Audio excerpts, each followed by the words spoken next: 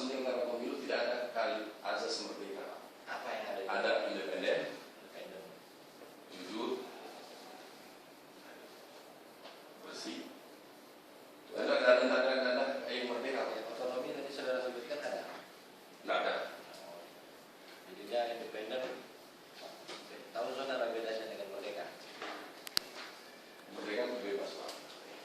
Kalau independen tetap terikat dengan aturan. Pemberontakan ini ada gitu ya. Ya. Itu memang ada sangat mendasar itu ya. Mereka kebebasan dan mandirian itu nanti bisa dipercayai secara ilmiah. Kembali lagi pada persoalan konkretnya. SK 3738 37 mencapai 34 38 sampai 35. Jadi perspektifnya saudara tadi atas dasar pertanyaan dari intervensi itu tidak berdiri sendiri, tapi dia saling berkaitan. Satu sisi yang lain perspektif pembuat dia itu berdiri sendiri, tidak ada putusan MK menyatakan kita mencabut SK 35 itu.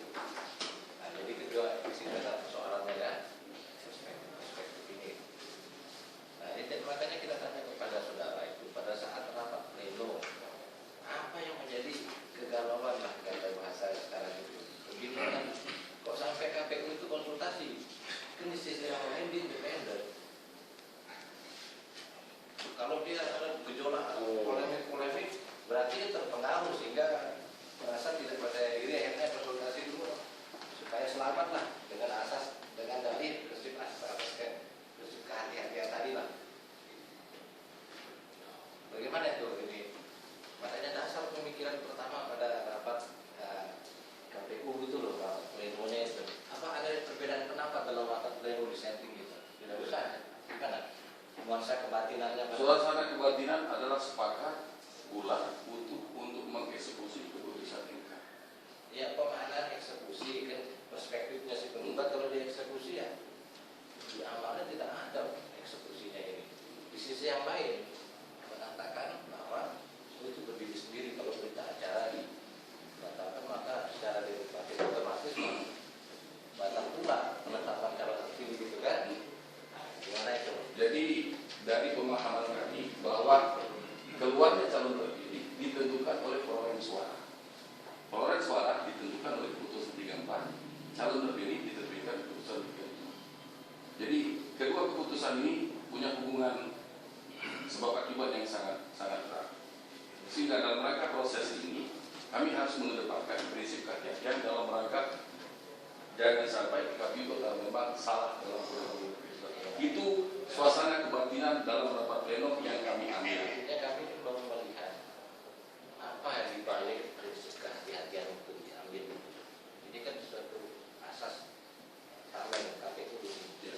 Karena ada gejolak gitu kan. Kami ingin melihat dibalik belakang itu nuansa kebatinannya itu seperti apa.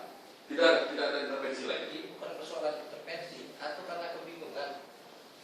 Yuk, ada kebingungan apa tidak terhadap amar putusannya itu? Tidak. Karena tidak lazim kalau dibandingkan dengan putusan-putusan yang lainnya gitu kan. Bisa saudara tangkap itu? Kalau ya dengan saudara berkonsultasi itu tercermin bahwa saudara tidak independen gitu. Dengan adanya gejolak itu kan tidak bisa terpengaruh seharusnya kan kayak gitu kan idealnya. Tapi senyatanya saudara melakukan konsultasi karena ya tadi gejolak tadi gitu kan dengan dalih kehati-hatian. Makanya kami ingin lihat apa sih dasar pemikirannya itu, dasar idenya itu, kenapa sampai berkonsultasi gitu. Ada kebingungan? Tidak. Tidak ada. Tidak. Kalau tidak ada, kenapa tidak langsung dilaksanakan? Karena kami berpikir dalam pengambilan keputusan itu selalu mengedepankan azas kehati-hatian itu merupakan salah Iya, satu. kehati-hatian. Kami ambil langsung. Nah, kenapa kalau sudah tidak ada yang ragu dengan putusan MK itu, kenapa tidak dilaksanakan saja tanpa harus ada penjelasan dari MK? Kami melaksanakan itu memang langkah itu diambil berdasarkan keputusan rapat pleno. Ya, di dalam rapat pleno itu apakah muncul sesuatu yang menurut anggota KPU pada saat itu ada yang janggal, ada yang kurang dari putusan MK itu atau bagaimana? Tidak.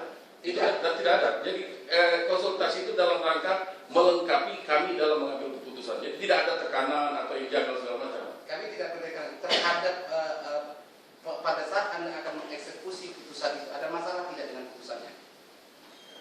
Kami berpatokan melihat putusan MK itu kan sifatnya final dan mengikat. Iya. Jadi tidak Pada ada saat masalah. Anda membaca amarnya saja, itu ada masalah atau tidak di dalamnya? Sebelum ada keputusan untuk konsultasi kembali ke MK. Bagaimana? Gimana Pak? Pada saat ada rapat pleno itu, kenapa diadakan rapat pleno? Karena kalau dia normal saja putusannya, toh sudah jelas bahwa putusan ini begini amarnya, kemudian langsung dilaksanakan, ditindaklanjuti, dibuatkan pleno, dibuatkan SKKPU dan sebagainya. Kalau memang lazim, kalau seperti putusan-putusan yang lain. Nah, ini yang ingin diketahui dari saudara saksi adalah kenapa pada kasus ini Anda harus konsultasi? Apakah ada sesuatu yang janggal menurut kacamata anggota KPU pada saat membaca amar ini? Atau kalau Anda sudah menjadi gamblang, pertanyaan kalau Anda katakan tadi bahwa putusan ini sudah gamblang, sudah jelas. Nah, kalau sudah jelas ngapain lagi kita konsultasi kan gitu pertanyaan. Nah, karena kita ambil langkah konsultasi dalam rangka menjalankan prinsip kejadian karena berkembang di masyarakat seperti yang dijelaskan surat tadi terjadi banyak intervensi tentang keputusan interpretasi atas keputusan MK. Jadi menurut saudara memang putusan MK itu sudah tidak perlu ditafsirkan lagi, memang sudah lengkap, Harus dilaksanakan. sudah bisa dilaksanakan. Jadi gagasan awalnya itu apa sebelum merapat konsultasi itu apa kesimpulan dari Kesimpulan rapat pleno itu ya? kesimpulan rapat pertama maksudnya? Hah? Gagasannya Rapat yang untuk mengajukan konsultasi tadi. Gagasannya. Pertama, rapat pleno itu memutuskan akan melaksanakan keputusan MK. Kemudian langkah kedua sebelum melaksanakan keputusan MK tersebut dalam rapat pleno lanjutan dilakukan konsultasi. akan melaksanakan itu